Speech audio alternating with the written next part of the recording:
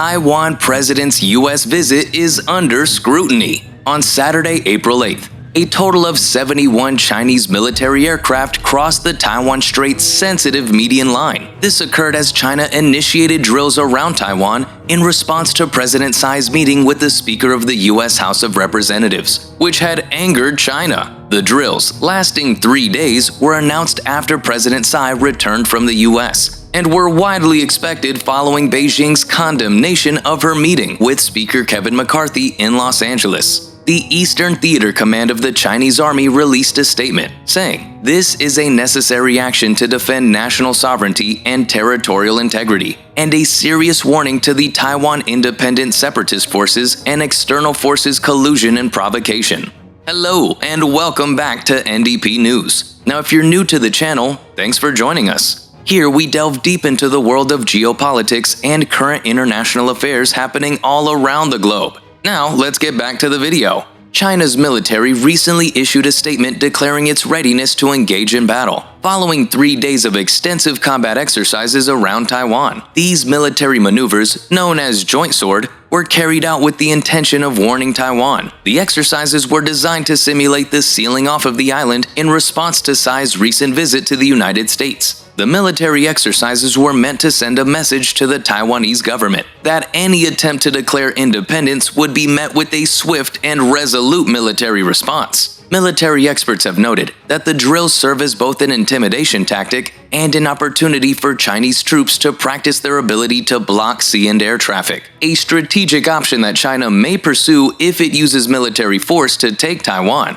The exercises were carried out following Tsai's diplomatic trip to Central America to strengthen Taiwan's alliances in the region and boost its support from the United States. Her visit culminated with a sensitive meeting with U.S. House Speaker Kevin McCarthy in California, and a U.S. Congressional Delegation also met with Tsai over the weekend in Taiwan after her return. The White House's National Security Council spokesman, John Kirby, has reiterated President Joe Biden's administration's position that Tsai's transit through the U.S. and the congressional visit to Taiwan were not out of the norm. Kirby also stressed that there is no reason for tensions across the Taiwan Strait to escalate into any kind of conflict, and that there is no justification for any military action in response to diplomatic interactions between the United States and Taiwan. Now, if you haven't subscribed yet, take a moment from the video and hit that button to join the N.D.P. news community. China's emphasis on air power in current exercises. A strategic analysis. Beijing has expressed concerns about contact between foreign officials and Taiwan, claiming that it only encourages those who desire formal independence from China. This is a sensitive topic for China's ruling Communist Party, which strongly opposes Taiwanese independence and considers it a move that could lead to war. The two sides have been at odds since 1949, when a civil war resulted in their split.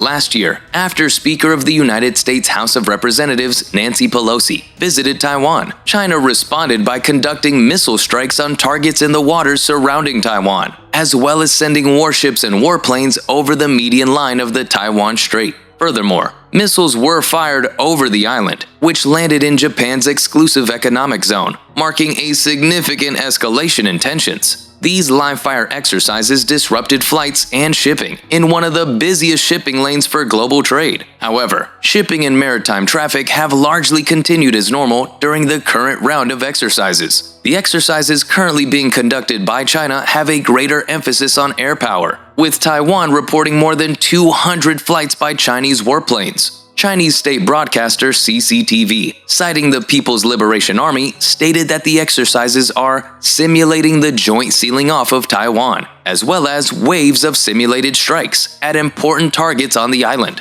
On April 10th, the PLA announced that its Shandong aircraft carrier was participating in the exercises and circling Taiwan for the first time. The PLA even shared a video of a fighter jet taking off from the deck of the ship on Weibo, a popular social media platform in China. The appearance of the Shandong aircraft carrier in the Pacific Ocean raises the possibility that it could be deployed to prevent foreign militaries from coming to Taiwan's aid. Han Ganming, a research fellow at the government-backed Institute for National Defense and Security Research, stated that, in the future, if there's a similar military maneuver, then Taiwan will have to face it alone. Meanwhile, to the south in the South China Sea, The U.S. 7th Fleet said its missile destroyer, USS Milius, sailed by Mischief Reef in a freedom of navigation operation. China has built an artificial island on the sea feature to stake its claim to the disputed territory. China said the U.S. illegally trespassed into waters near the reef without the permission of the Chinese government, according to a statement from the Chinese military's Southern Command. One of the U.S. representatives who attended the meeting with Tsai said the U.S. must take seriously the threat China poses to Taiwan. Republican Mike Gallagher, chairman of the U.S. House Select Committee on China, told the Associated Press that he plans to lead his committee in working to shore up the island government's defenses, encouraging Congress to expedite military aid to Taiwan.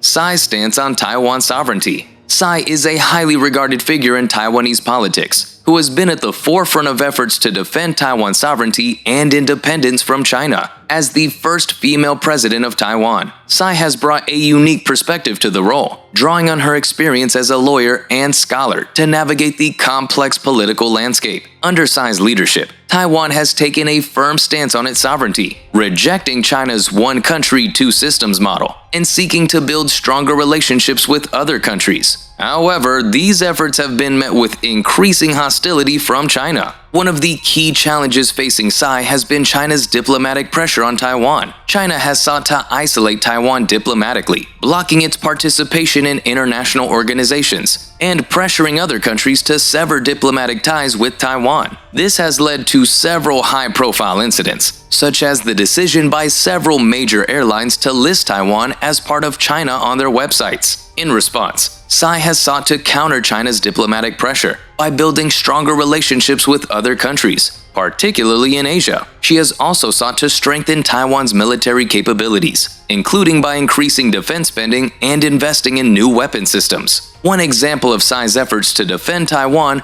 was the decision by the United States to approve a major arms sale to Taiwan in 2020, including advanced missile systems and drones. This move drew strong condemnation from China, which viewed it as a major provocation. Tsai has also sought to strengthen Taiwan's relationships with other countries, particularly those in Asia. In 2019, she launched the new Southbound Policy, which seeks to deepen Taiwan's economic, cultural, and people-to-people ties with countries in Southeast Asia, South Asia, and Australasia. The policy has been widely praised for its efforts to reduce Taiwan's dependence on China and to build stronger relationships with other countries in the region. This was seen as a major provocation by China, which has long viewed Taiwan as a red line that should not be crossed. Despite the growing tensions with China, Tsai remains popular in Taiwan, with many people viewing her as a strong leader who is standing up for Taiwan's sovereignty. Her efforts to build stronger relationships with other countries have also been widely praised, with many people seeing this as a way to ensure Taiwan's long-term security in the face of China's growing power.